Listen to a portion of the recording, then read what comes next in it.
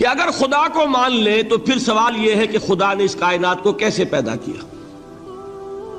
یہ ایک سوال آتا ہے ذہن میں، جس کے نہیں آتا وہ کہے گا پاگل پن ہے، خامخواہ اس پر کیوں سوچتے ہیں. لیکن جس کے ذہن میں سوال آ گیا اس کے لیے بڑی مصیبت ہو جاتی ہے. وہ تو سوچتا ہے انسان کا اختیار نہیں ہوتا اپنے ذہن پر، وہ لاکھ روکے اسے مت سوچو، وہ اور سوچے گا. یہ مصیبت ہے فلسفیوں کی. کیسے پیدا کیا؟ اب ایک تصور تو یہ ہے کہ جیسے یہ میز ہے، بڑھئی نے بنایا اس کو، بڑھئی علیحدہ ہے، میز علیحدہ ہے. لیکن اس میں یہ بات ماننی پڑے گی کہ پہلے کوئی چیز تھی جس سے میز بنائی. لکڑی تو تھی نا، اس سے میز بنائی. لہذا ہندوؤں میں ایک عقیدہ یہ ہے کہ خدا بھی قدیم، مادہ بھی قدیم. خدا نے اس مادے سے یہ شے بنا دی، مادے سے یہ بنا دی. وہی مٹی کی تغاری ہوتی ہے، کمہار اس سے کوئی رکابی بنا دیتا ہے، کوئی وہ ہنڈیا بنا دیتا ہے، کوئی گھڑا بنا دیتا ہے. مٹی تو ہے نا پہلے. تو مادہ بھی قدیم، خدا بھی قدیم، اور مادے سے خدا نے یہ شکلیں بنا دی. ٹھیک، یہ بھی سنویت ہو گئی، توحید تو ختم ہو گئی. تو جن لوگوں کا ذہن تھا توحیدی لیکن اس مسئلے میں الجھ گئے، انہوں نے ایک اور شکل تجویز کی کہ خدا خود ہی اس شکل میں تبدیل ہو گیا. کیسے؟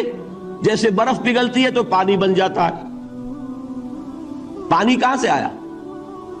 برف سے. اب کوئی پوچھے برف کہاں ہے؟ بھائی یہی پانی ہے، یہی برف ہے یا نہیں؟ اسی پانی کو آگ کے اوپر آپ نے رکھ دیا، وہ بھاپ بن گئی. اب آپ کہیں برف کہاں ہے، پانی کہاں ہے؟ یہی بھاپ جو ہے یہی در حقیقت پانی ہے، یہی بھاپ جو ہے یہی برف ہے. یہ ہے وہ ہماؤس پینتھیزم جس کو انگریزی میں کہتے ہیں، کہ خود خدا نے روپ دھار لیا اس کائنات کا. یہ دو فلسفے ہیں. کیا ہے یہ؟ بدترین شرک ہے. پہلی اگر شکل ہے تو وہ انسان خدا قرار پا گیا، جس کو اوتار مانا وہ خدا ہو گیا کہ نہیں. اور دوسری شکل میں تو ہر چیز ہی خدا ہے، یہ بھی خدا، یہ بھی خدا، پتھر بھی خدا، درخت بھی خدا، ہر چیز خدا. اس لیے کہ وہ برف پگھلی ہے تو پانی بنا ہے. وہ پانی چاہے زیر زمین آ رہا ہے، وہ پانی چاہے زمین کے اوپر دریا کی شکل میں آ رہا ہے یا زمین میں سوتے چل رہے ہیں، پانی تو وہی برف ہے جو پہاڑوں پر ہمالیہ پر پڑا ہوا ہے، وہی پگھل رہا ہے، یہ کچھ بن رہا ہے. یہ ہے شرک فی الذات کی دوسری قسم جو دنیا میں رہی، پینتھیزم اور انکارنیشن، یا حلول اور ہماؤست. سمجھ میں آگے؟ اب میں ایک بات آپ سے عرض کروں گا. اللہ کا اس امت پر بہت بڑا فضل ہے جس کا آپ کو شکر ادا کرنا چاہیے. اس نوع کے شرک سے یہ امت 15ویں صدی شروع ہو جانے کے باوجود تاحال بحیثیت مجموعی محفوظ ہے.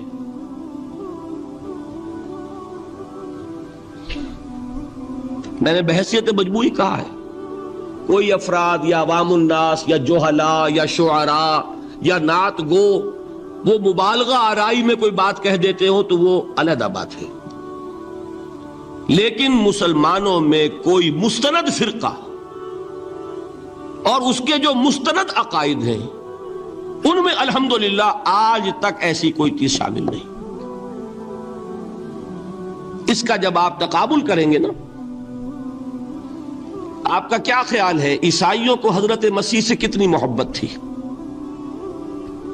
اس کا تقابل کیجئے جو محبت مسلمانوں کو رہی حضور کے ساتھ. عیسائیوں کی محبت عشر عشیر نہیں بنے گی. اس محبت کے باوجود کہ ہمیں 10 گنا 100 گنا 1000 گنا زیادہ محبت ہے حضور کے ساتھ، لیکن دیکھیے کہ انہوں نے خدا کا بیٹا بنا دیا. یہاں کسی نے حضور کے بارے میں یہ بات آج تک کہی؟ یہ بہت بڑا کنٹراسٹ ہے نا. یہ در حقیقت عقیدت اور محبت کا غلو ہوتا ہے. تو عقیدت اور محبت کی کمی تو یہاں بھی نہیں، الحمدللہ ان سے زائد ہے. لیکن الحمدللہ ثم الحمدللہ ثم الحمدللہ خدا کا بیٹا تو کسی نے نہیں بنایا. اچھا میں ایک اور کنٹراسٹ آپ کو دکھاتا ہوں تاکہ آپ اللہ کا شکر کریں. حضرت علی کی کیا نسبت ہے حضور کے ساتھ؟ نبی اور امتی. حضرت علی کو خدا کہنے والے پیدا ہوئے کہ نہیں؟ بتائیے نا. کیا وجہ ہے کہ علی کو خدا کہنے والے پیدا ہوئے لیکن محمد کو خدا کہنے والا پیدا نہیں ہوا صلی اللہ علیہ وسلم ورضی اللہ تعالی عنہ؟ بہت اہم بات ہے، غور کیجئے گا اس میں. حالانکہ حضرت علی کا رتبہ کہاں، حضور کا کہاں. آج بھی آپ دیکھیے آپ کے جاہل عوام کے زبان پر نعرہ یا علی مدد کا ہوتا ہے یا محمد مدد کسی نے کہا آج تک؟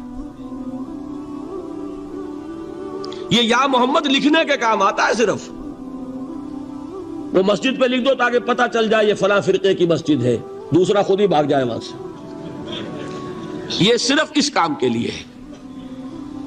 باقی جہاں اصل میدان میں بات آتی ہے کوئی نعرہ لگاتا ہے یا محمد مدد. محمد کا رتبہ اونچا یا علی کا؟ تو ان سے کیوں نہیں مدد مانگی؟ یہ سوالات آپ کے سامنے رکھ رہا ہوں میں. پھر یہ کہ جس طریقے سے کہ غوث اعظم کو پکارا جاتا ہے، کیا محمد کو پکارا جاتا ہے؟ کیا نسبت ہے؟ حضرت علی تو پھر بھی صحابی ہے، خلیفہ چہارم ہے، حضور کے چچا داد بھائی ہے، داماد ہے. غوث اعظم تو بہرحال وہ نسبت تو نہیں ہے. دیکھیے میں اس کا تعلق جوڑتا ہوں ختم نبوت سے. جس طرح اللہ نے خصوصی حفاظت فرمائی ہے قرآن کی، اسی طرح خصوصی حفاظت فرمائی ہے محمد الرسول اللہ. یہ اسپیشل پروٹیکشن ہے، ورنہ نہیں ہو سکتی تھی.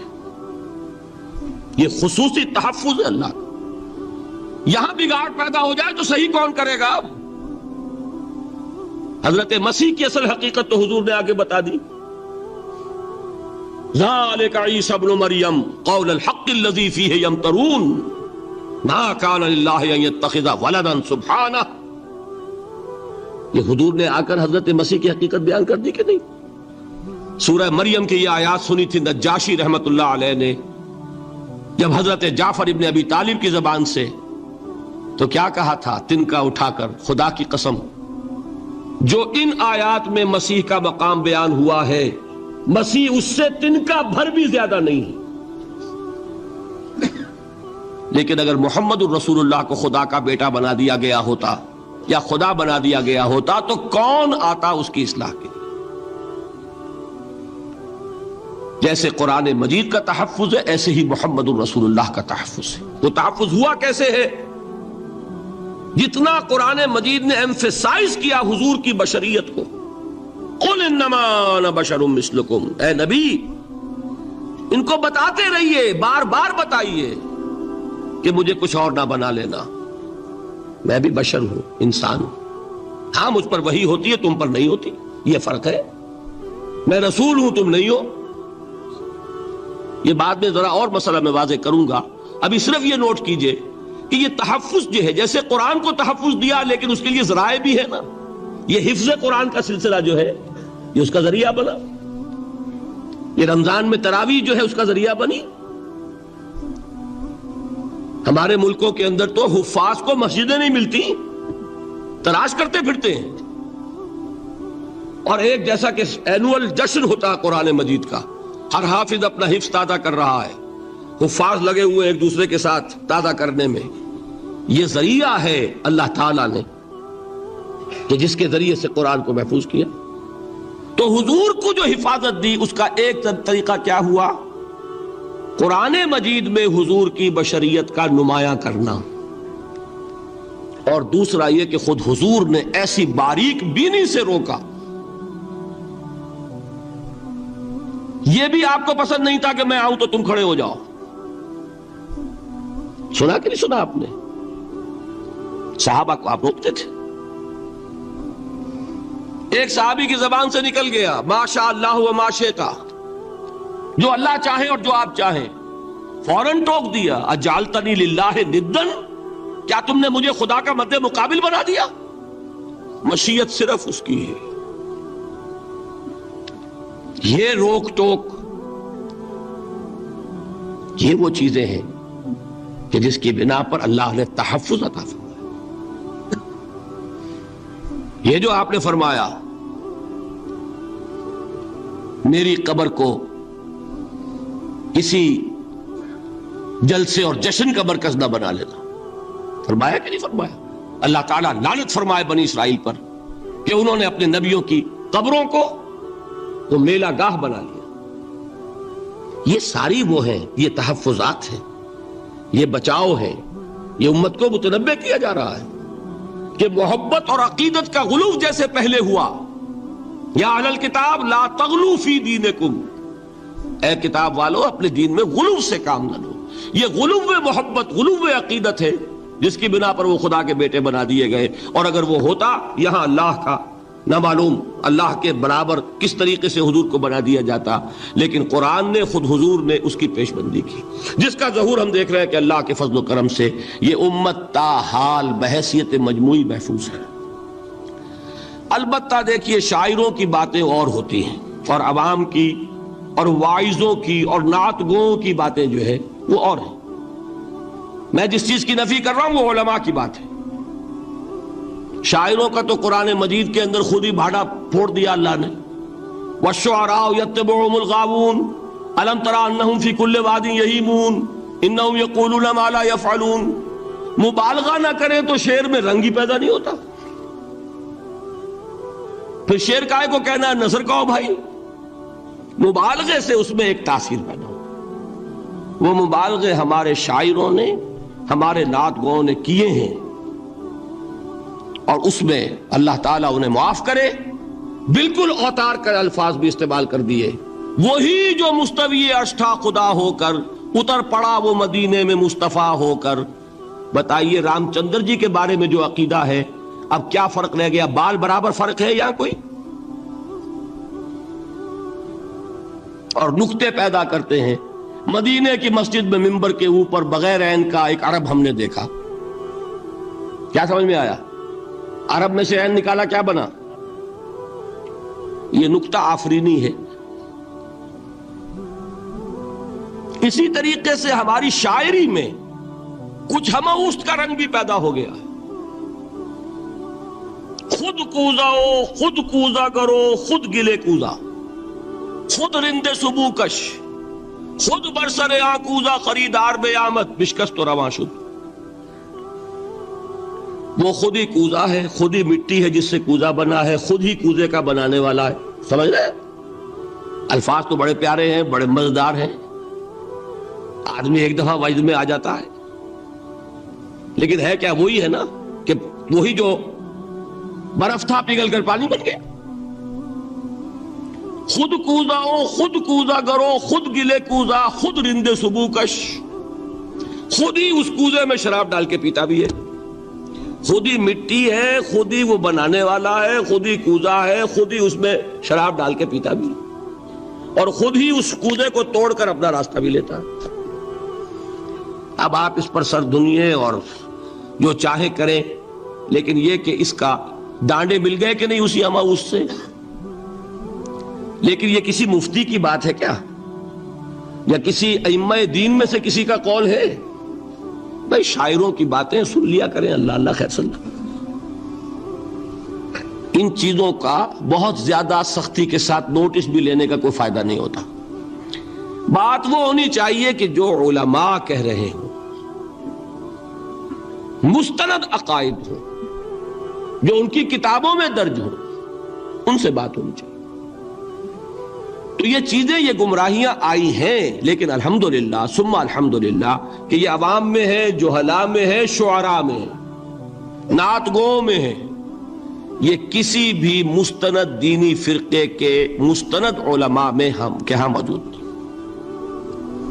البتہ ایک مسئلہ جو ہے نور اور بشر کا، وہ ذرا تھوڑا سا میں حل کر دوں آج۔ آپ سمجھتے ہوں گے لا ینحل ہے، میں نے جس طرح کہا تھا کہ امام بخاری کا قول بھی 100% درست اور امام ابو حنیفہ کا بھی 100% درست ثابت کیا کہ نہیں؟ اسی طرح میں کہتا ہوں جو حضور کو بشر کہتے ہیں وہ بھی 100% درست، جو حضور کو نور کہتے ہیں وہ بھی 100% درست۔ مطلب کیا ہے؟ دیکھیے، ہر انسان کے وجود کے دو حصے ہیں، میں نے پہلے دن شاید کچھ بیان کیا تھا۔ ایک خاکی وجود، اور اینیمل بینگ جو حیوان ہے ہمارا، ایک وہ روح ربانی جو اس میں پھونکی گئی۔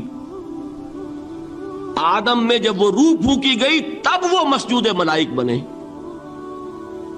فَإِذَا سَوَّيْتُهُ وَنَفَخْتُ فِيهِ مِن رُوحِي فَقَعُوا لَهُ سَاجِدِينَ۔ دو جگہ آئے تھے قرآن مجید میں ایک شوشے کے فرق کے بغیر، سورہ حجر اور سورہ صاد۔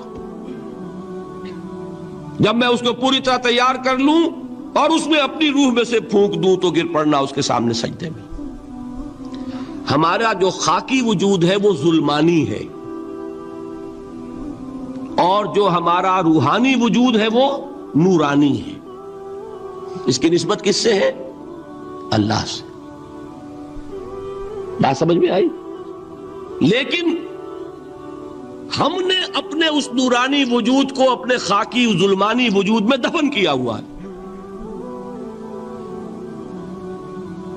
اور محمد الرسول اللہ صلی اللہ علیہ وسلم کا وہ نورانی وجود آپ کے اس خاکی وجود پر اس درجے غالب تھا کہ وہ خاکی وجود معدوم کے درجے میں ہے، لیکن وہ حضور صلی اللہ علیہ وسلم پر اثر انداز نہیں ہو سکتا۔ وہی خاکی وجود ہے جسے ہم نفس کہتے ہیں، نفس غلبہ کر سکتا ہے محمد پر صلی اللہ علیہ وسلم۔ حضور کی شخصیت کی نورانیت نے آپ کی شخصیت کے خاکی وجود کا احاطہ کیا ہوا، ہماری شخصیت کی ظلمانیت نے ہماری اس نورانیت کو گل کیا ہوا، دفن کیا ہوا، چھپایا ہوا ہے۔ بس یہ فرق ہے۔ انہیں آپ کہہ لیں نور، صحیح ہے، ان کی نورانیت غالب ہے۔ یہی بات ہے جو حضور نے اس طرح سمجھائی۔ دیکھو، ہر انسان کے ساتھ ایک شیطان ہوتا ہے۔ اب کسی صحابی نے بڑی جرت سے کام لیا، پوچھ لیا حضور کہ آپ کے ساتھ بھی ہے؟ ہر انسان کے ساتھ جو کہا نا، تو انسان تو ہے آپ بھی، جو کہ آپ کے ساتھ بھی ہے۔ آپ نے فرمایا ہے، لیکن میں نے اسے مسلمان کر رکھا۔ بات ختم ہو گئی۔ نفی نہیں ہے، وہ میرے تابع ہے، میرا مطیع ہے، مجھے گدن نہیں پہنچا سکتا۔ ہے تو صحیح، لیکن نہ ہونے کے درجے میں آ گیا کہ نہیں؟ یہ ہے فرق سارا۔ اور میں یہاں پہ کوٹ کرنا چاہتا ہوں ایک بہت بڑے بریلوی مکتب فکر کے عالم دین، صاحب زادہ، نام میرے ذہن سے ایک دم اتر گیا، فیض الحسن، اللہ تعالیٰ ان کی خطاؤں سے درگزر فرمائے، ان کی مغفرت فرمائے۔ آپ نے سنا ہوگا نا نام۔ انہوں نے ایک روز تقریر کی جو میں نے سنی، اور تقریر کہاں کی؟ ساہیوال میں۔ وہاں کا ایک بہت مشہور چوک ہے، مہاجرین، مسجد مہاجرین کہلاتی ہے، وہاں تقریر تھی ان کی، میں نے سنی۔ ان کے الفاظ یہ تھے کہ کیا آپ لوگ ہمیں جاہل سمجھتے ہیں؟ کیا ہمیں عربی نہیں آتی؟ کیا ہم نے قرآن نہیں پڑھا جس میں بار بار یہ لکھا ہوا ہے کہ حضور بشر ہیں؟ حضور بشر ہیں، لیکن اصل میں ہم حضور کی بشریت کو نمایاں کرنے کو سوء ادب سمجھتے ہیں۔ بات سمجھیے آپ نے، اس قدر پیاری بات ہے۔ انہوں نے کہا کہ آپ کے باپ کا نام کیا ہے؟ عبد الرحمن۔ آپ عبد الرحمن کہہ کے پکارتے ہیں انہیں؟ ابا جان۔ ابھی آپ نے وہ آیات سنی، حضرت ابراہیم نے اپنے مشرک باپ کو یا ابت ہے، یا ابت ہے، بڑا پیارا ترجمہ کیا، ابا جان، ابا جان۔ کیا نام لیں گے؟ آپ کے باپ کا نام ہے، نام نہیں لیتے آپ، کیوں؟ ادب کی وجہ سے۔ اسی وجہ سے ہم در حقیقت حضور کی بشریت کو نمایاں کرنے کو سوء ادب سمجھتے ہیں، ورنہ کوئی ہم جاہل ہیں، ہمیں عربی نہیں آتی، ہم نے قرآن نہیں پڑھا، ہم جانتے ہیں کہ وہ بشر۔ بات سمجھ میں آئی؟ کتنی آسانی سے مسئلہ حل ہوتا، بشرطے کہ نیت حل کرنے کی ہو۔ آخر آمنہ کے بیٹے ہیں، عبداللہ کے بیٹے ہیں، عبد المطلب کے پوتے ہیں، بچپن آپ پر گزرا ہے، لڑکپن آپ پر گزرا ہے، نوجوانی آپ پر آئی ہے، جوانی آپ پر آئی ہے، شادی آپ نے کی ہے، اولاد آپ کی ہے. کون بے وقوف احمق ہوگا کہ جو آپ کی بشریت کا انکار کرے گا؟ لیکن یہ کہ جس طریقے سے اس کو بیان کیا جاتا ہے وہ ایک مسئلہ بن گیا اختلافی، وہ رد و قضا اور کھینچ تان. اور اس میں بھی سمجھ لیجئے مثلکم پر جو ایمفیسس بعض حضرات دے دیتے ہیں اپنے توحیدی جو ان کے اندر ایک مزاج ہے، اللہ تعالیٰ ان کے مزاج کو اور پختہ کرے، لیکن اس میں بھی مبالغہ کیا جاتا ہے. ایک حدیث مجھ سے سنیے جس میں حضور نے مثل کا انکار کیا. مثلکم کا مطلب اگر کسی نے یہ سمجھا کہ بالکل ہم جیسے ہیں تو بہت بڑی مغالطے میں.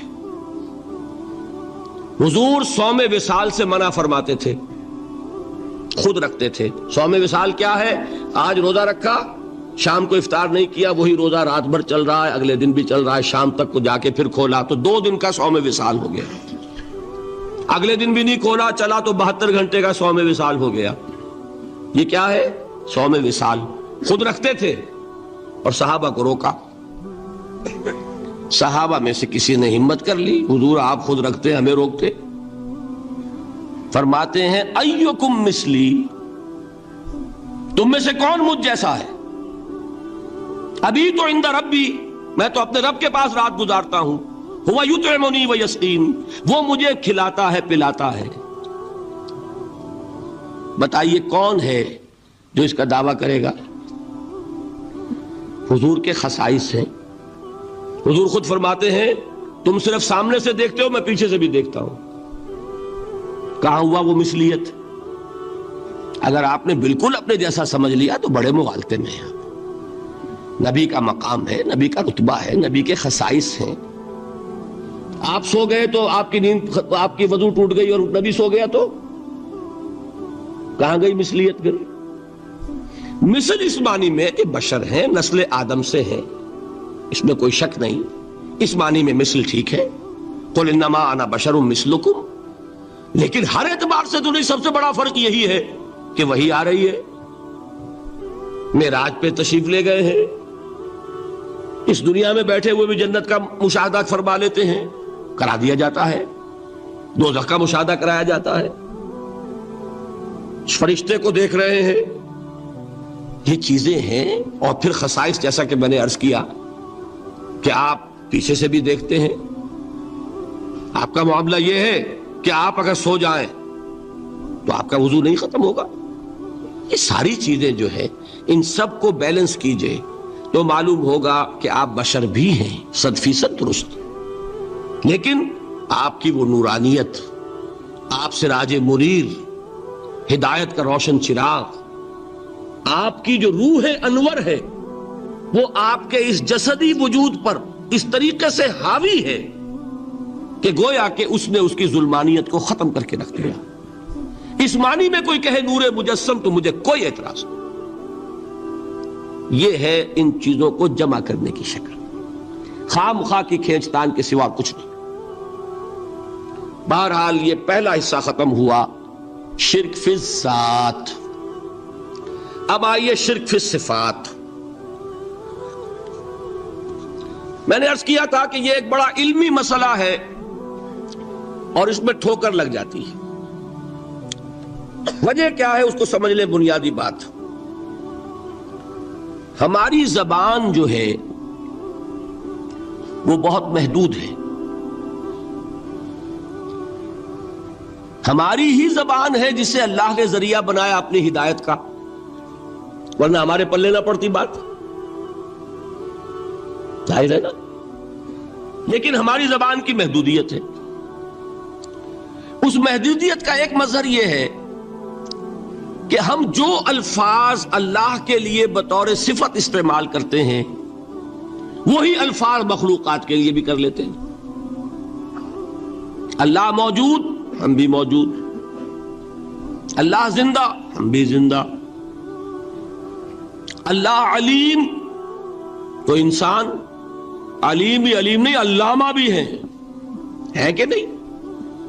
یہ تو بڑا مبالغے کا لفظ ہے. انسان علامہ ہے کہ نہیں؟ اللہ دیکھتا ہے، بصیر ہے، ہم بھی بصیر ہیں۔ اللہ سنتا ہے، سمیع ہے، ہم بھی سنتے ہیں۔ اللہ کو قدرت حاصل ہے، کچھ ہمیں بھی حاصل ہے۔ ایک مکہ مارا تھا حضرت موسیٰ نے، جان نکال دی تھی کہ نہیں؟ ہے نا کچھ نہ کچھ۔ اللہ چاہتا ہے، ہم بھی چاہتے ہیں۔ اسی دیکھیے چاہت میں وہ ہو گیا تھا جس پر روک دیا حضور نے، ما شاء اللہ وما شئت اجعلتنی للہ ندا، کیا تم نے مجھے اللہ کا مد مقابل بنا دیا؟ دھوکہ ان الفاظ کے اشتراک کی وجہ سے لگ جاتا ہے۔ بات سمجھ میں آئی؟ اب اس میں فارمولہ میں نے عرض کیا تھا کہ ایک نوٹ کر لیں تو مسئلے سارے حل ہو جائیں گے۔ جب ہم کوئی لفظ بطور صفت اللہ کے لیے بولتے ہیں اور اسی لفظ کو مخلوق میں سے کسی کے لیے بولتے ہیں، مخلوق میں سب آ گئے، جمادات، حیوانات، انسان، اولیاء اللہ، فرشتے، انبیاء، رسول، سب مخلوق تو ہے نا؟ تو کل مخلوقات کو جب ہم ایک لفظ بطور صفت استعمال کریں گے اللہ کے لیے اور اسی لفظ کو استعمال کریں گے بندوں کے لیے، تو ان میں 3 فرق ہیں جو ذہن میں رہنے چاہیے، گن کر یاد کیجئے۔ اللہ کی ذات قدیم ہے، ہمیشہ سے ہے، اسی طرح اس کی صفت بھی قدیم ہے، ہمیشہ سے ہے۔ مخلوقات حادث ہیں، ان کی صفات بھی حادث ہیں۔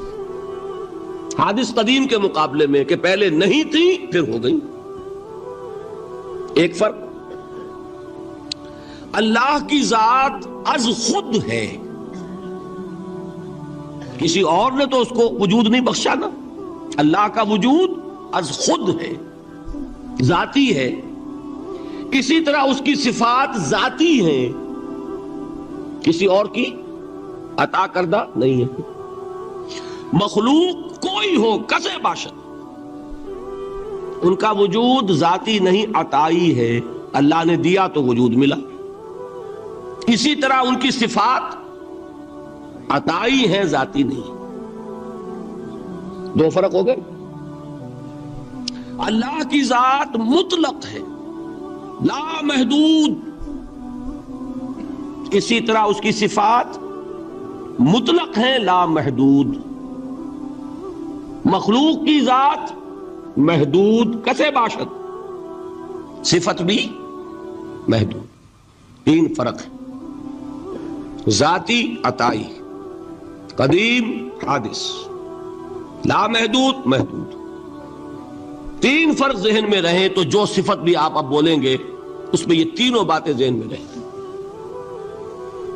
سمجھ میں آ گئی بات؟ اب اس کا اطلاق کیجئے تو یہ علم غیب کا مسئلہ حل ہو جائے گا۔ یہ بھی لا ینحل سمجھا جاتا ہے نا۔ علم کسی کا بھی ہو، انسان، فرشتہ، اولیاء، انبیاء، رسول، حضور صلی اللہ علیہ وسلم، کسی کا بھی حادث ہے، قدیم نہیں ہے، عطائی ہے، ذاتی نہیں ہے، محدود ہے، لا محدود نہیں ہے۔ 3 باتیں مان لیں، شرک نہیں ہوگا۔ ان میں سے ایک کو ساقط کر دیں، شرک ہو جائے۔ آئی بات سمجھ میں؟ اللہ کی قدرت ذاتی ہے، عطا کردہ نہیں۔ مخلوق میں جس کو قدرت حاصل ہے وہ عطائی ہے، ذاتی نہیں۔ اللہ کی قدرت لا محدود، یفعل ما یشاء فعال لما یرید علی کل شیء قدیر۔ ہم مخلوق کوئی بھی ہو اس کی قدرت محدود۔ اللہ کی قدرت جب سے وہ ہے ہمیشہ سے ہے، ہمیشہ سے قدرت بھی ہے، اور مخلوق میں سے قدرت یہ حادث ہے۔ تینوں چیزیں سامنے رہیں، شرک نہیں ہوگا۔ ایک چیز کی بھی کمی ہو گئی، شرک ہو جائے گا۔ یہ ساری صفات پر لے آئیے۔ اللہ کی حیات ذاتی، ہماری عطائی، لائی حیات آئے، قضا لے چلی چلے، اپنے بس میں نہ آنا تھا نہ جانا ہے۔ زندگی اس کی عطا کردہ ہے، جب چاہے لے لے۔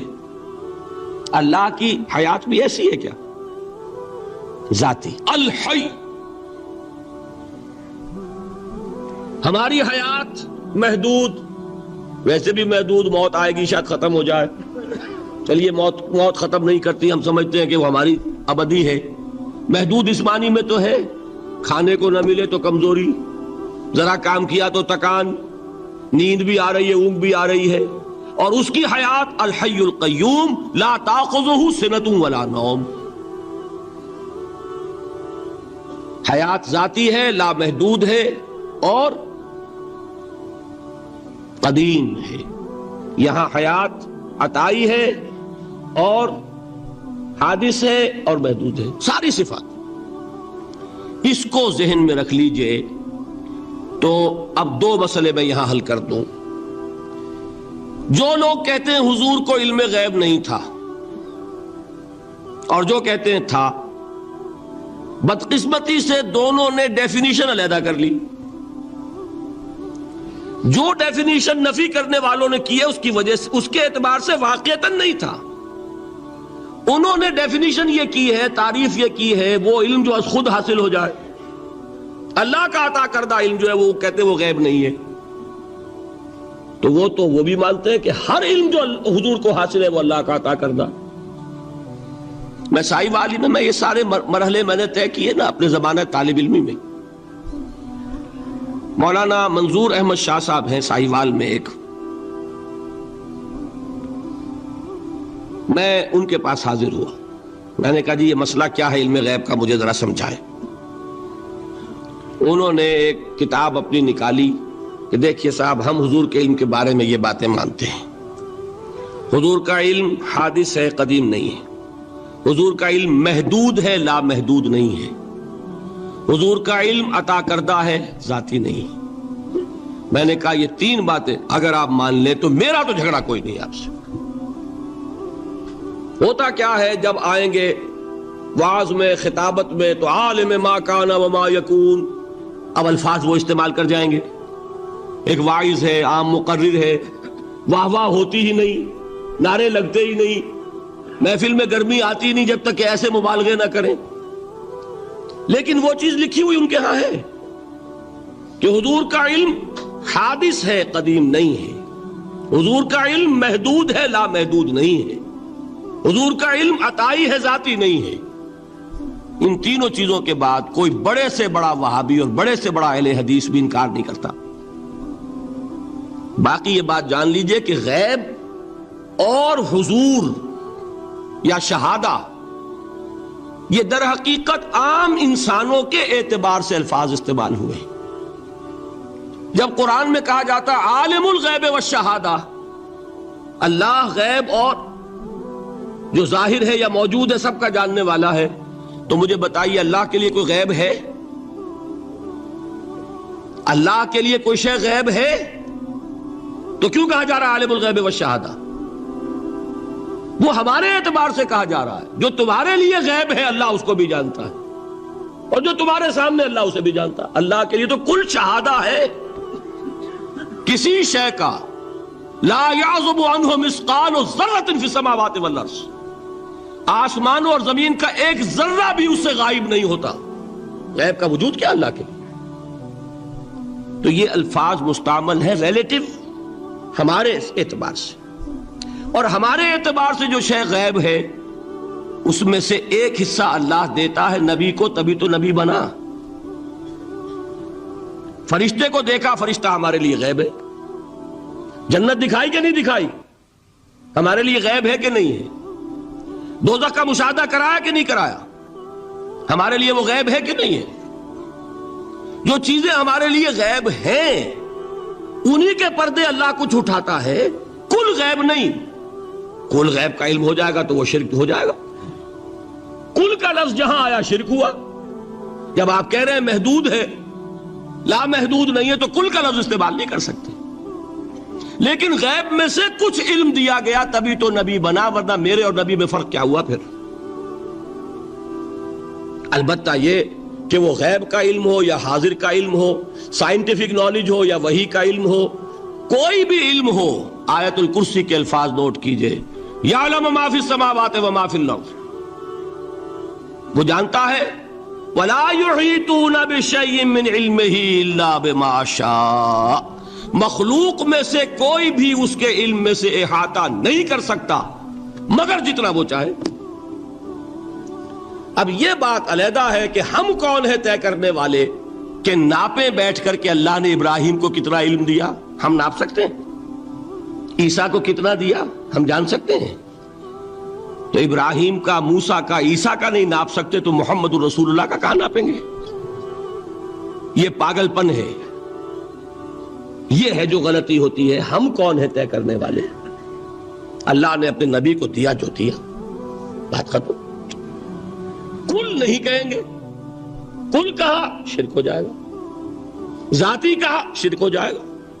عطائی ہے، جو دیا اللہ نے دیا، اور کل نہیں دیا، جتنا چاہا دیا، ہے حادث قدیم نہیں۔ تینوں چیزوں مان لیجئے تو شرک کا کوئی شائبہ نہیں ہوگا۔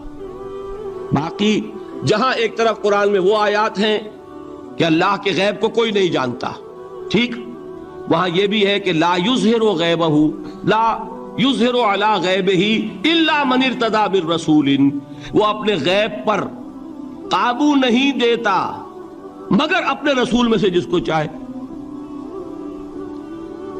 یہ دونوں آیتیں قرآن کی ہے کہ نہیں؟ اسی لیے در حقیقت جو غیب کی نفی کرتے ہیں حضور سے، وہ کہتے ہیں کہ از خود معلوم ہونے والی شے غیب ہے۔ ہم کہتے ہیں از خود تو کوئی بھی شے کسی کو معلوم نہیں، ہمیں حاضر کا علم بھی اللہ ہی دیتا ہے تو ہوتا ہے، غیب کا تو بہت دور کی بات ہے۔ یہ مسئلے بڑے سیدھے ہیں، خام خواہ ہم نے پیچیدہ بنایا ہوا ہے۔ خدا کے لیے ان مسئلوں کو سلجھائیے اور جوڑیے، کاٹنے کی بجائے جوڑنے کی فکر کیجیے کہ بھائی یہ اپنی اپنی جگہ پر علیحدہ علیحدہ تم نے تعریفیں کر رکھی ہیں اس لیے جھگڑ رہے ہو، ورنہ دونوں باتیں صحیح ہیں۔ ایک مسئلہ ذرا اور زیادہ علمی ہے، میں ذرا پریشان ہو رہا ہوں کہ وقت زیادہ ہو رہا ہے، وہ مسئلہ ہے وحدت الوجود کا۔ ہمارے بہت سے صوفیہ وحدت الوجود کے قائل ہیں، اور ہمارے کچھ لوگ جو معترض ہیں وہ وحدت الوجود اور ہمہ اوست کو کنفیوز کر دیتے ہیں، ایک سمجھ لیتے ہیں۔ ہمہ اوست میں بیان کر چکا ہوں کہ بدترین شرک ہے، وحدت الوجود اور شے ہے، باریک بات ہے، سمجھ میں نہیں آتی عام لوگوں کے، سادہ ترین الفاظ میں آپ کو سمجھاتا ہوں۔ ایک نظریہ یہ ہے کہ اللہ ہی نے یہ روپ دھار لیا، یہ ساری چیزیں بالفعل موجود ہیں، یہ بھی ہے، یہ بھی ہے، یہ بھی ہے، اور یہ سب اللہ ہی ہے۔ یہ بدترین شرک ہے، شرک فی الذات۔ ایک لوگوں کی رائے یہ ہے کہ یہ کچھ ہے ہی نہیں، یہ سراب ہے۔ سراب میں کیا ہوتا ہے؟ آپ کو پانی نظر آتا ہے نا؟ ہوتا ہے پانی؟ نہیں۔ ہر چند کہے کہ ہے، نہیں ہے، ہے ہی نہیں، بس اللہ ہی ہے، یہ ہے ہی نہیں۔ دیکھیے ایک شعر ہے، کل ما فی الکون وہم او خیال اور رکوس فی المرایا او ظلال، اس کائنات میں جو کچھ ہے یا تو وہم ہے یا خیال ہے، یا جیسے شیشے میں عکس ہوتا ہے، آپ ادھر کھڑے آئینے کے نظر آ رہے ہیں، ادھر بھی ہے، ادھر کوئی نہیں، یا جیسے سایہ ہوتا ہے، سایہ درخت کا سایہ زمین پر پڑ رہا ہے، اس کا کوئی وجود ہے؟ تو ایک رائے یہ، آپ اس سے اختلاف کریں، اسے پاگل پن کہہ دیں، کیا بیوقوفی کی بات کر رہے ہیں؟ جو چاہے آپ کہہ دیں، شرک نہ کہیے۔ وہ کہتے ہیں موجود صرف ایک ذات اللہ کی ہے، حقیقتاً موجود، یہ جو کچھ نظر آ رہا ہے یہ موجود ہی نہیں ہے، اس کو شرک نہیں کہیں گے۔ اسے اختلاف کریں، کوئی ضروری نہیں ہے کہ آپ مانیں ان کی بات، میں یہ نہیں کہہ رہا کہ آپ ضرور مانیں۔ شیخ احمد سرہندی رحمت اللہ علیہ نے اسے سمجھایا ہے اس کائنات کی حقیقت کیا ہے، ایک مثال سے۔ ان کے نظریے کو وحدت الشہود کہتے ہیں نا، وحدت الشہود، وحدت الوجود۔ شاہ ولی اللہ دہلوی نے فیصلہ کیا ہے کہ دونوں میں باریک سا فرق ہے، کوئی فرق نہیں ہے، تعبیر کا فرق۔ وہ مثال دیتے ہیں کہ دیکھیے ایک مشعل لیجئے، مشعل کیا ہوتی ہے؟ ایک لکڑی ہے، اس کے ایک سرے کے اوپر آپ نے کپڑا وغیرہ باندھ کے تیل ڈال کے آگ لگا دی، شعلہ جوالا ہے، ایک شعلہ، ٹھیک؟ وہ فرماتے ہیں کہ اس کو تیزی کے ساتھ ایک دائرے میں حرکت دیجئے، آپ کو آگ کا دائرہ نظر آئے گا، دیکھنے والے کو نظر آئے گا کہ نہیں؟ کیا دائرہ فی الواقع موجود ہے؟ بات ثابت ہو گئی کہ نہیں ہے، نظر آ رہا ہے۔ یہ فرماتے ہیں حضرت مجدد ای الصنعت باری تعالی است، کہ معدوم را موجود می نمائند، یہ اللہ تعالیٰ کی صنائی ہے، خلاقی ہے، کہ جو شے ہے نہیں اس کو دکھا دیتے ہیں کہ ہے۔ جیسے آپ نے آج سے دائرہ دکھا دیا ہے نہیں، اس کائنات کا کوئی وجود نہیں۔ میں پھر عرض کروں گا آپ اس سے اختلاف کریں، اسے نہ مانیں، چھوڑ دیں اس کو، یہ مسئلے ہیں فلسفے کے، لیکن سوال یہ ہے کہ اس کو شرک نہیں کہیں گے آپ۔ شرک وہ ہے جب کہیں یہ بھی شے ہے اور خدا ہے، یہ بھی ہے اور خدا ہے، پتھر بھی ہے اور خدا ہے۔ جب یہ کہا جائے گا یہ ہے ہی نہیں، صرف خدا ہے، تو در حقیقت اس کو شرک نہیں کہیں گے، یہ وحدت الوجود ہے، یونٹی آف بینگ۔ اب اس کو میں ایک اور اعتبار سے سمجھا دوں گا تو مجھے امید ہے اللہ تعالیٰ اس کو آپ پر کھول دے گا۔ دیکھیے، ایک ہمارا علم، ایک اللہ کا علم، ٹھیک؟ جب تقابل کریں گے تو کیا کہیں گے؟ اللہ کے علم کے مقابلے میں ہمارا علم ہے ہی نہیں، ٹھیک؟ اللہ کی قدرت کے مقابلے میں ہماری قدرت زیرو، اللہ کی مشیت کے مقابلے میں ہماری مشیت کچھ نہیں۔ وما تشاؤون الا ان یشاء اللہ، تم چاہ بھی نہیں سکتے جب تک کہ اللہ نہ چاہے۔ تو کیا ہوئی؟ خاک ہوئی۔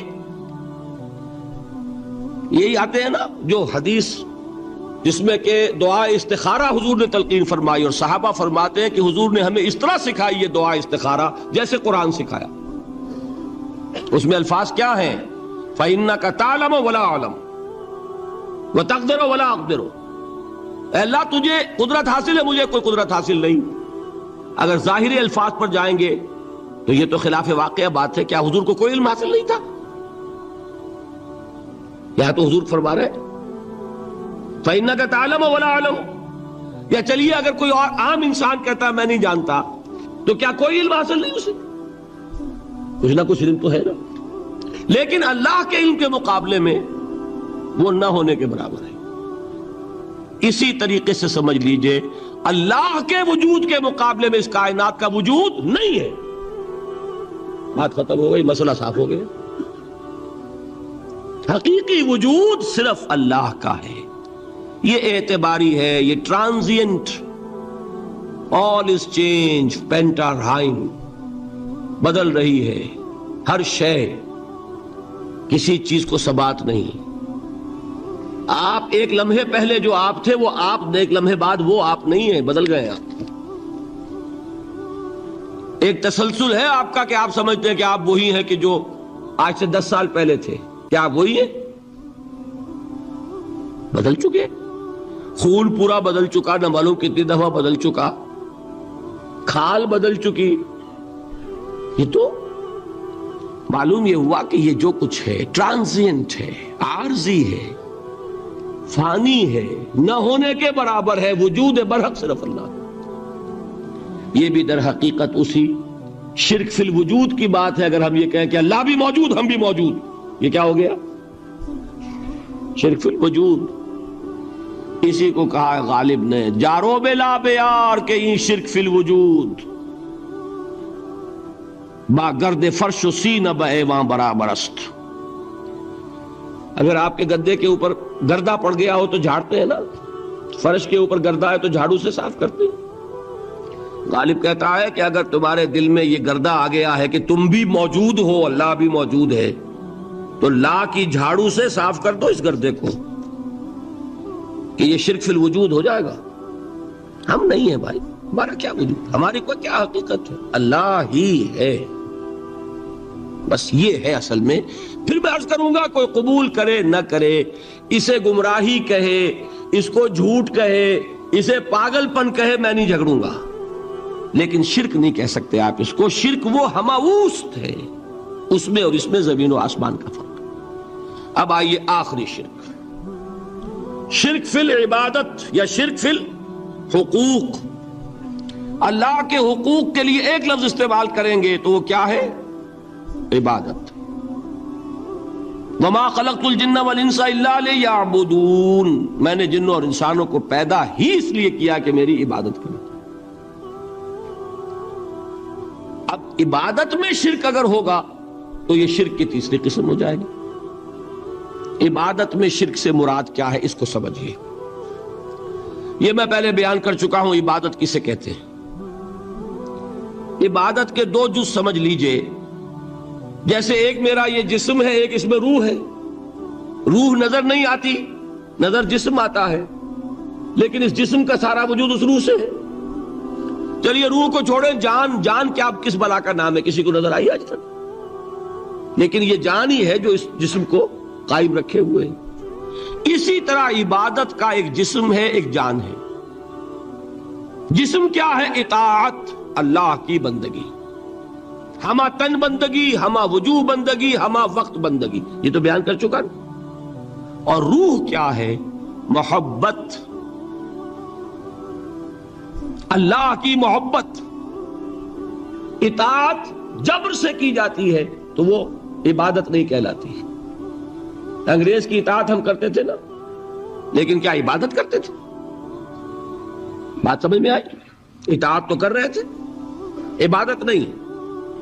عبادت اس اطاعت کو کہتے ہیں جو کسی ہستی کی محبت سے سرشار ہو کر ہما وقت، ہما تن، ہما وجوہ کی جائے. تو جسد ظاہری کیا ہے عبادت کا؟ اطاعت. اور روح کیا ہے؟ محبت. اب ان دونوں کے اعتبار سے شرک کیا ہے، توحید کیا ہے، اس کو سمجھ لیجئے. اور یہ ہیں وہ چیزیں جو میں نے عرض کیا تھا کہ بالکل الجبرا کے فارمولوں کی طرح کی بات ہے. اطاعت میں توحید کیا ہے کہ مطاع مطلق صرف اللہ، ٹھیک، باقی ساری اطاعتیں اللہ کی اطاعت کے تابع. نفی نہیں ہے، والدین کی اطاعت کرو، لیکن جہاں والدین حکم دیں اللہ کے حکم کے خلاف، بات ختم، اطاعت نہیں ہوگی. بیوی شوہر کی اطاعت کرے، آپ اولو الامر کی اطاعت کریں، شاگرد استاد کی اطاعت کرے، مرید پیر کی اطاعت کرے، لیکن کیا پیر کو یہ بھی حق ہے کہ اللہ کے کسی حکم کو منسوخ کر دے؟ رسول کے کسی حکم پر اپنے حکم کو ور کرے، بالا تر رکھے؟ سمجھ میں آ گیا؟ اصول کیا ہے کہ اطاعت مطلق، unconditional, unlimited obedience is due only to Allah.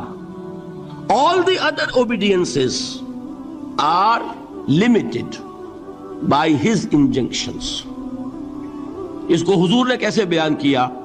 لا طاعت لمخلوق فی معصیت الخالق.